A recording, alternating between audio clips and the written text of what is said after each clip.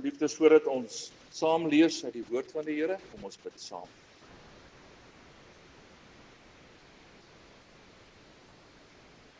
Here, onse Here, dankie dat ons hier in U naam bymekaar kan wees. Dankie dat ons hier kan wees in die naam van die lewende God. En dankie Here dat soos wat die kersse hiervoor lig simboliseer, dat ons ook lof kan bring aan U wat lig gebring het in ons wêreld. En Here, op hierdie spesiale Sondag, hierdie Paaszondag, wil ons vir U dankie sê dat ons met 'n jubelende hart hier bymekaar kan wees. Vrydag was dit donker. Vrydag het dit gevoel asof die einde aangebreek het. Want toe het ons gedink aan Jesus wat gekruisig is. Vandag weet ons U lewe.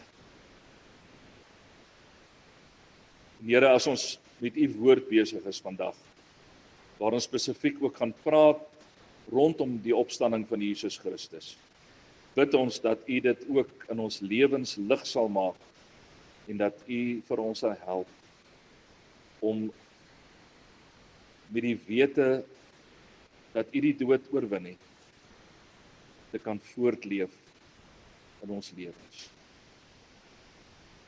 Ons vra dit in U naam, Here. Amen.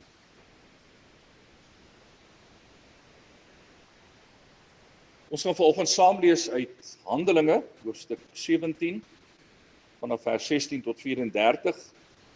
Handelinge is ook deur Lukas geskryf, en hy vertel dan vir ons die verhaal van die kerk na die opstanding van Christus. Maar kom ons lees dan daar saam vanaf vers 16. Terwyl Paulus in Athene vir Silas en Timoteus wag, het hy baie verontwaardig geword toe hy sien hoe vol afgodsbeelde die stad is. Hy het in die sinagoge met die Jode en die Godvreesendes geredeneer en elke dag op die stadsplein met die verbygangers gepraat. 'n Paar wysgeere, Epikureërs en Stoïsyne, het met hom gestry. Party het gesê, wat sou hierdie praatjiesmaker tog wil sê? Ander het gesê, dit lyk of hy 'n boodskapper van vreemde gode is. Dit was omdat Paulus die evangelie van Jesus en sy opstanding verkondig het. Hulle het hom na die Areopagus toegeneem en gesê, kan ons te wete kom wat hierdie nuwe leer is wat jy verkondig? Party van die dinge wat jy sê klink vir ons vreemd en ons wil graag weet wat dit beteken. Die Atheners in die algemeen en die uitlanders wat daar gewoon het, het hulle tyd aan niks anders bestee as om iets nuuts te sê of te hoor nie. Paulus het toe in die middel van die Areopagus gaan staan en gesê, Atheners, ek sien dat julle in alle opsigte baie godsdienstig is. Terwyl ek deur julle stad geloop en kyk het na die plekke waar julle aanbid, het ek ook 'n altaar gekry waarop geskrywe staan aan 'n onbekende God. Nou ja, wat julle aanbid sonder om daarvan kennis te hê, verkondig ek aan julle. God wat die wêreld met alles wat daarin is gemaak het, hy is die Here van die hemel en die aarde en hy woon nie in tempels wat deur mense gemaak is nie.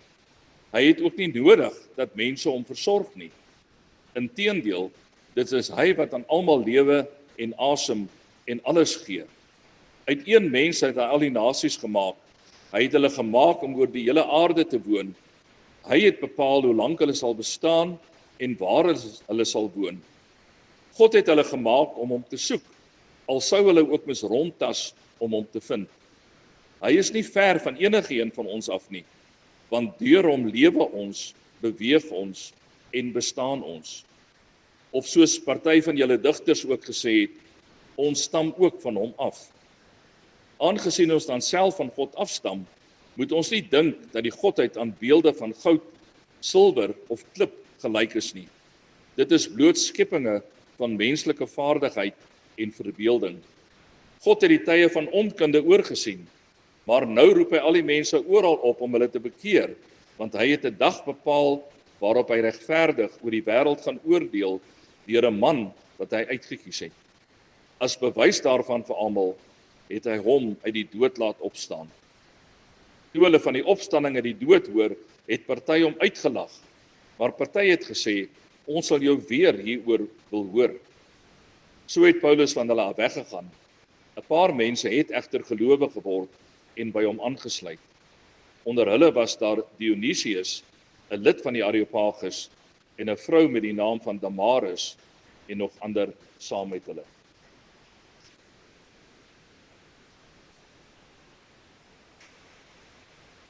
Geliefdes, Nikolai Ivanovich Bukharin was in sy tyd seker een van die magtigste mense op aarde gewees. Soos julle waarskynlik uit die naam sou kon aflei, was hy 'n Rus. Hy het in 1917 deelgeneem aan die Russiese revolusie. Hy was ook later in sy lewe die redakteur gewees van Rusland se belangrikste koerant, die Pravda. Nou net so vir interessantheidshalwe, Pravda beteken die waarheid, hoewel ek nie altyd seker is daarvan of daai koerant altyd net die waarheid gepubliseer het nie, ek glo nie. En Bukharin was ook 'n volle lid van die Russiese Politbureau. En dit is die magtigste komitee gewees in die hele kommunistiese Rusland. In 1930 is Bukharin aangesê om 'n toespraak te gaan lewer, 'n groot gehoor te gaan toespreek in Kiev. En hy moes met hulle praat oor ateïsme. Nou ateïsme beteken maar net dood eenvoudig dat jy aan geen God glo nie. En dit is een van die basiese punte gewees van die kommunisme. En ek lees dat Bukharin vir ongeveer 'n uur lank gepraat het. En in sy toespraak het hy die Christelike geloof belaglik gemaak. Hy het die gelowiges beledig en hy het baie argumente aangevoer waarom God nie bestaan nie. Toe hy klaar was, het Bukharin selfvoldaan gaan terugsit in sy stoel en hy het uitgekyk oor hierdie groot gehoor wat hy toegespreek het en hy was daarvan oortuig dat daar niemand in daai hele saal is wat nog in God sou glo nie. Maar toe staan daar 'n ou man agter in die saal op en hy kom stadig vorentoe gestap. En toe hy voor in die saal staan, toe groet hy die gehoor met die tradisionele Russisch-ortodokse groet wat die gelowiges in Rusland gebruik. Christus Voskres. Christus het opgestaan. En soos een man staan daai hele gehoor op en soos 'n donderslag groet hulle hom terug. Vajestino Voskres. Hy het waarlik opgestaan. Athene in Paulus se tyd was 'n stad van seker so ongeveer 5000 mense. Dit was 'n groterige stad gewees van daai tyd. En hulle het van oral groot lof ontvang omdat dit in soveel opsigte aan die wêreld van destyds die toon aangegee het. Daar was baie slim mense gewees en vir eeue lank het Athene van die wêreld se beste digters en filosowe opgelewer. Die najag van kennis en van wysheid in Athene was aan die orde van die dag. Athene het ook 'n ander belangrike kenmerk gehad.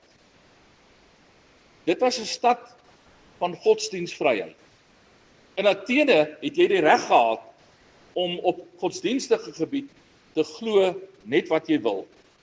En jy het die vryheid gehad om dit wat jy in glo of nie in glo nie, soos die geval ook al mag wees, om dit vrylik te verkondig.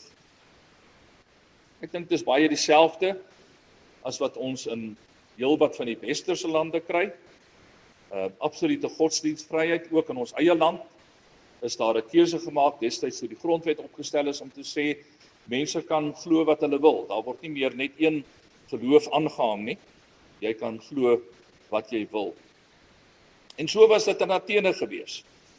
In teenstelling met plekke soos Juda en Rome van daardie tyd, waar jy 'n goeie kans gehad het om jou lewe te verloor as jy iets anders sou verkondig as wat die regering verkondig het, as jy byvoorbeeld openlik sou bely dat jy 'n Christen is, kon jy in Athene sonder vrees jou geloof in Jesus Christus bely. En die rede hiervoor is eintlik nie so moeilik om te begryp nie. Die Grieke het reeds soveel afgode gehad, wat hulle vereer het, dat dit eintlik vir hulle nie saak gemaak het as iemand hier opdaag en 'n nuwe god aan hulle kom bekendstel nie. Athene word deur Paulus in vers 22 as 'n baie godsdienstige stad beskryf. Nie omdat die Christelike geloof so sterk aangehang is daar nie, maar omdat daar soveel verskillende godsdienste was wat die mense daar aangehang het en soveel afgode was wat hulle ook aanbid het. Nou ons lees in hierdie gedeelte van twee van die vernaamste godsdienstige groepe wat in Athene voorgekom het. Die een was die Epikureërs en die ander was die Stoïsyne, van wie ons daar lees in vers 18. En die Epikureërs het die leer van die filosoof Epicurus aangehang en hulle het onder andere gesê dat daar geen lewe na die dood is nie. Dit is onmoontlik dat jy as jy dood is weer kan lewe. En daarom was hulle hoogste ideaal om hier op aarde net gelukkig te wees. Paulus skryf in sy eerste brief aan die Korintiërs in hoofstuk 15 vers 32, laat ons eet en drink, want môre sterf ons. Dit was die lewenswyse, die lewenshouding gewees van die Epikureërs. Met ander woorde, geniet die lewe terwyl jy kan, want as jy dood is alles verby. Die Stoïsyne, weer aan die ander kant, hulle het die leer van 'n ander filosoof aangehang, 'n man met die naam van Zeno. En hulle het weer geglo dat hulle belangrikste lewensroeping was om in harmonie te leef met die heelal en met die natuur. Dit is byna, dink ek, iets soos wat die New Age beweging deesdae verkondig. En hulle lewenshouding was weer iets anders gewees. Hulle lewenshouding, sou mens kon sê, is amper iets soos dan daai liedjie van jare terug, Kei sera, sera, wat sal wees, sal wees. Wat ook al met jou gebeur, sal gebeur, en jy kan niks daaraan verander nie. Jy is eenvoudig uitgelewer aan die noodlot. So dit was die twee belangrikste groepe in Athene gewees, maar daar was nog baie ander groepe ook, en soos ek gesê het, elkeen kon eenvoudig maar net glo wat hulle wil. En dit is nou binne hierdie omstandighede wat Paulus homself bevind as hy Athene gaan besoek.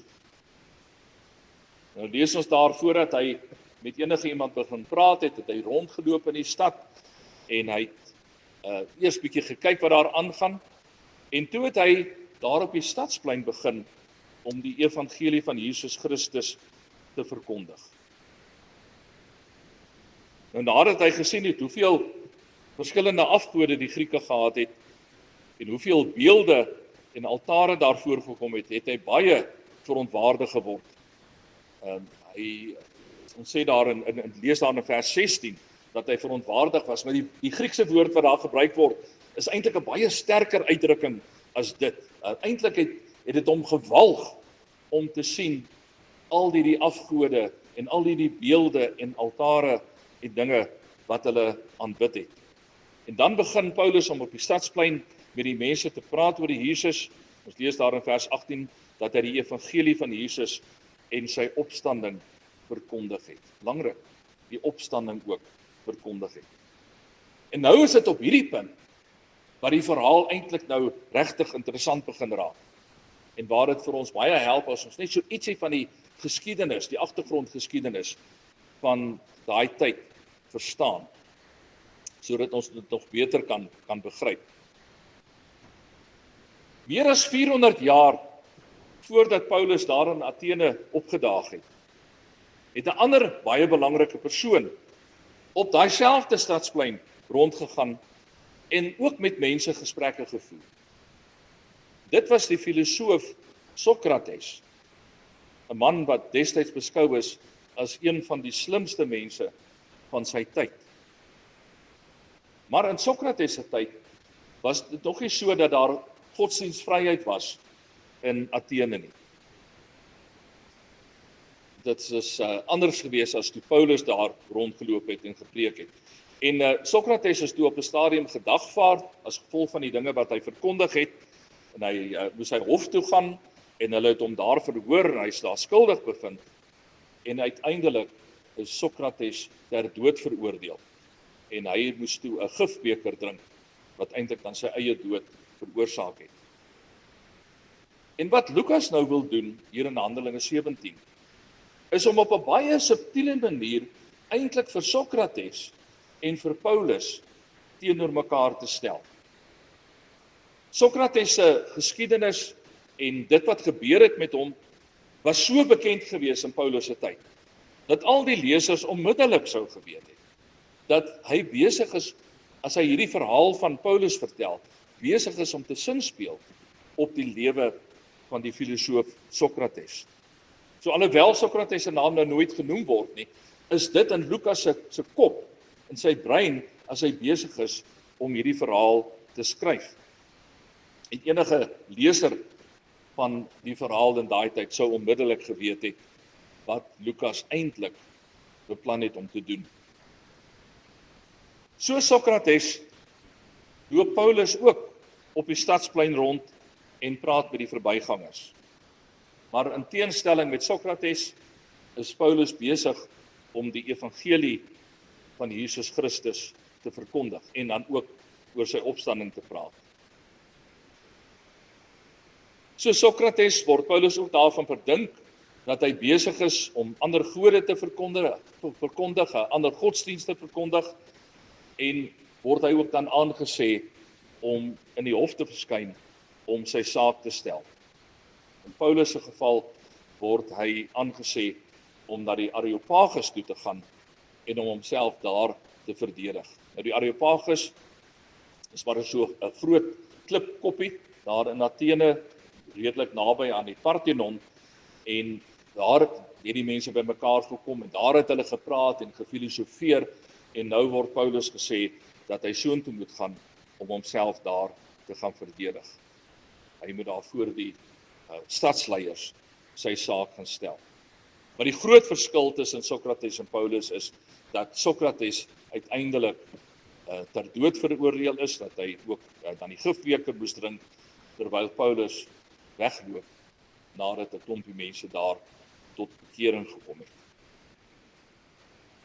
Nou die mense wat vir Paulus voorkeer en hom aansê om sy lering aan hulle te kom verduidelik, word in vers 21 beskryf as mense wat hulle tyd aan niks anders bestee het nie as om iets nuuts te sê of te hoor nie.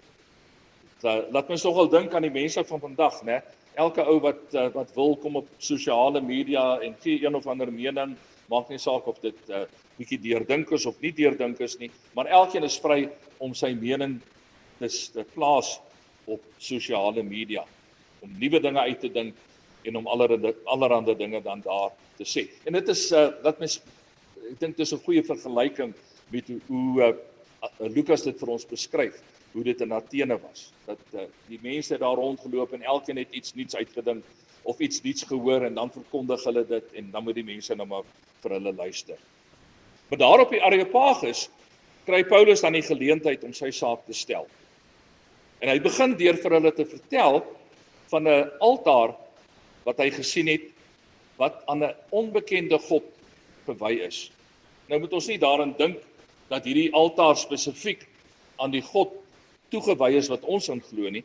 Wat eintlik maar gebeur het, is hulle het vir elke God wat hulle van geweet het hulle 'n altaar gemaak. En uiteindelik het hulle gesê, wel, miskien is daar iemand wat ons van vergeet het, so kom ons sit nog 'n altaar hier neer, en hierdie altaar word dan gewy aan die onbekende God. Met ander woorde, aan die een wat ons van vergeet het, die een wat ons oorgeslaan het. Maar Paulus sluit dan aan by hierdie altaar, en hy sê vir hulle, ek gaan vir julle vandag vertel wie is hierdie onbekende God? En hy begin dan om die verhaal van Jesus Christus vir hulle te vertel.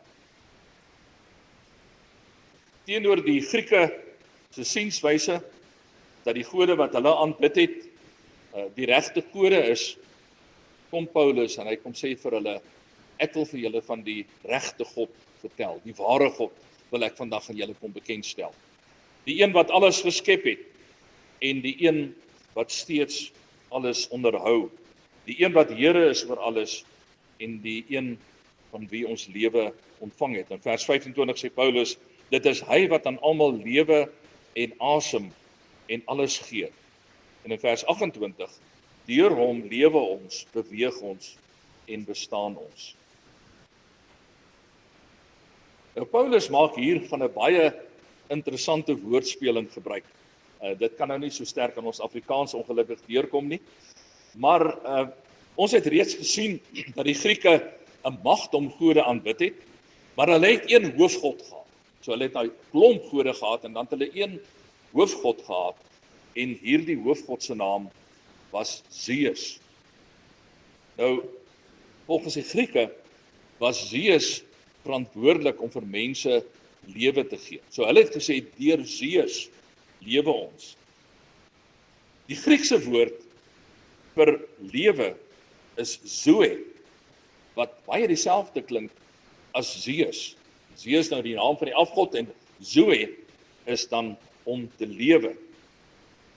En Paulus maak nou 'n bietjie van 'n woordspeling gebruik as hy dan vir hulle sê dat dit nie Zeus is deur wie ons lewe nie, dis nie Zeus wat zoe gee nie, maar dit is die ware God, die God van hemel en aarde wat vir ons zoe of lewe gee. Dit is hy wat aan almal lewe en asem en alles gee, sê hy vir hulle dan. En dan vertel Paulus vir hulle in 'n neutedop hoe dat God alles geskape het en hoe dat God oor alles regeer.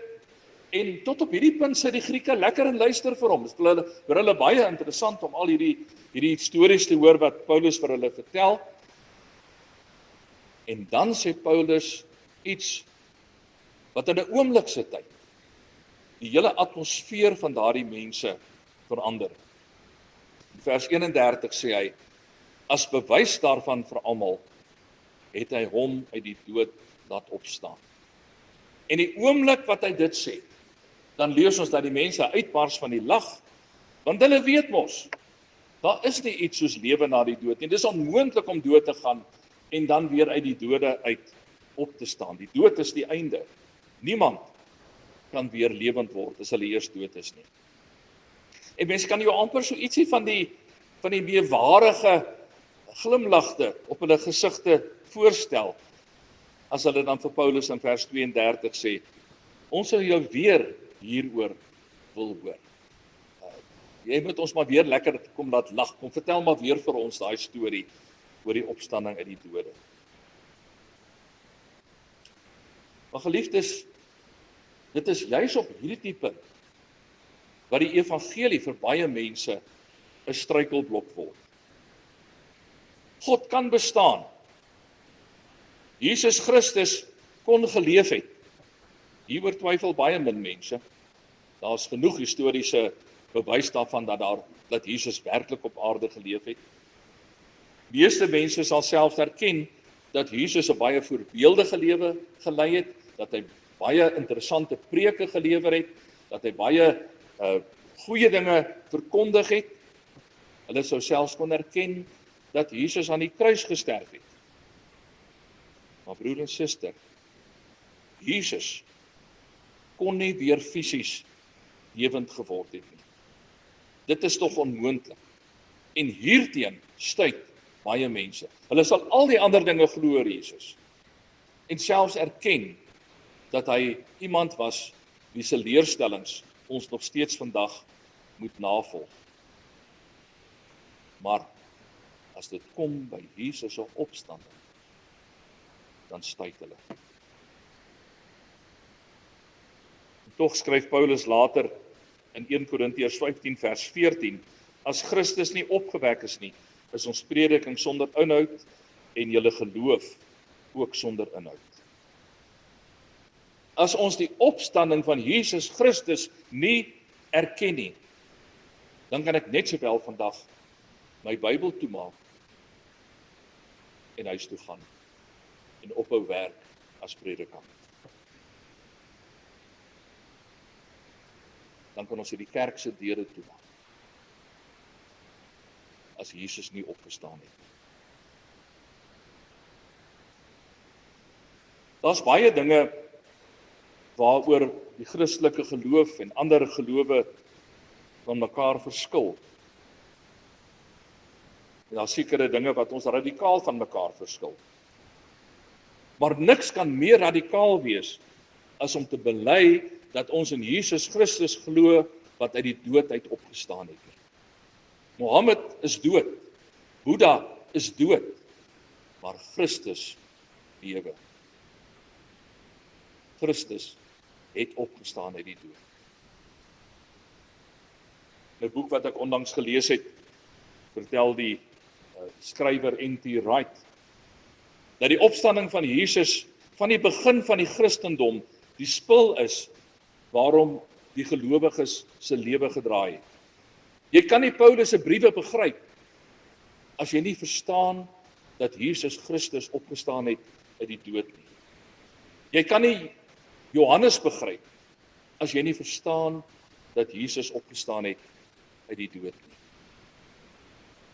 En dan skryf hy sê, jy kan die geboorteverhaal van Jesus uit die Bybel uithaal. Dit is 'n totaal van 4 hoofstukke, 2 hoofstukke in Matteus en 2 hoofstukke in Lukas. As jy die geboorteverhaal wil uithaal, is dit 4 hoofstukke wat jy uit die Bybel uithaal. Maar as jy die opstanding van Jesus Christus uit die Bybel haal, dan kan jy net sowel jou hele Nuwe Testament uit die Bybel uitskeur. En ook baie van die geskrifte in die eerste 200 jaar na Christus. Want almal het gekonsentreer op die opstanding van Jesus Christus. My en jou geloof staan en val by die opstanding van Jesus Christus. As hy nie opgestaan het nie, kan ons maar net sowel nou oppak en huis toe gaan. Ek het aan die begin van die preek verwys na die optrede van Nikolai Bukharin in Kiev in 1930. Die opstanding van Jesus Christus kon maak dat gewone mense nie naastenby so slim of so bedrewe met die taal soos hierdie magtige man nie, sy boodskap kon verwerk en dat hulle kon verkondig. Christus het opgestaan. Hy het waarlik opgestaan.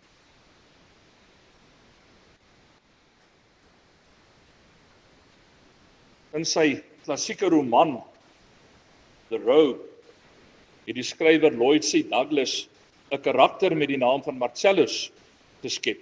Nou Marcellus is 'n Romeinse soldaat wat tot geloof gekom het in Jesus Christus, en dan in die boek word daar vertel dat hy dan 'n brief skryf aan sy verloofde Diana wat in Rome agtergebly het. In die brief verduidelik hy vir haar wat met hom gebeur het. Hy verduidelik dat hy nou 'n disipel is van Jesus Christus en hy probeer om vir haar te verduidelik waaroor hierdie geloof gaan. Hy verduidelik alles wat hy geleer het oor Jesus. Hy verduidelik vir haar van Jesus se lewe. Hy praat met haar oor die preke wat Jesus gelewer het. Hy praat oor die wonderwerke wat Jesus gedoen het. En dan vertel hy vir haar in die brief van Jesus se kruisiging en sy wonderbaarlike opstanding uit die dood. En dan skryf Diana 'n brief terug aan Marcellus en sy sê vir hom dat sy so 'n bietjie bekommerd is nadat sy sy brief gelees het. Sy was bang dat sy besluit om Jesus te volg dalk sy lewe sou beïnvloed.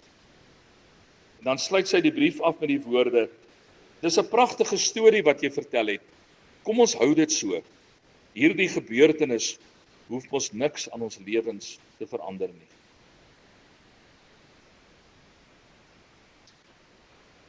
Vandag is Paasondag. Vandag vier ons die opstanding van Jesus Christus. Maar anders as Diana, weet ons dat hierdie gebeurtenis nie anders kan as om ons lewens radikaal te verander nie. Want broer en suster, ons glo nie net aan Jesus wat gekruisig is nie. Ons glo ook aan Jesus wat opgestaan het uit die dood. En dit is die Here wat ek en jy gekies het om met ons totale lewens na te volg. Amen.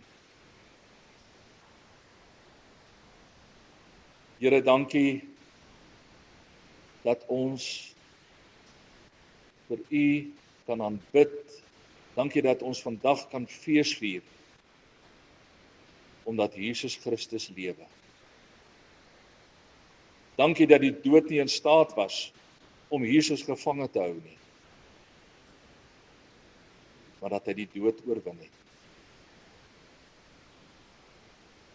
En Here, saam met die lewende Jesus Christus kan ons vandag bely dat ons ook lewe.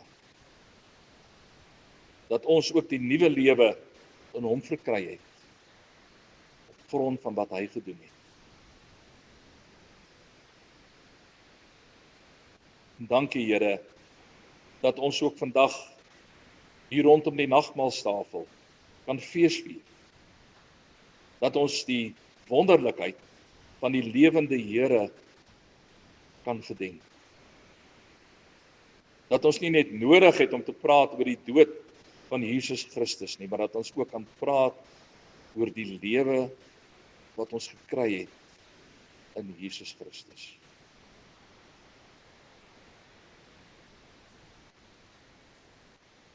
Here, ons wil U eer met ons hele lewe. En ons wil vandag bely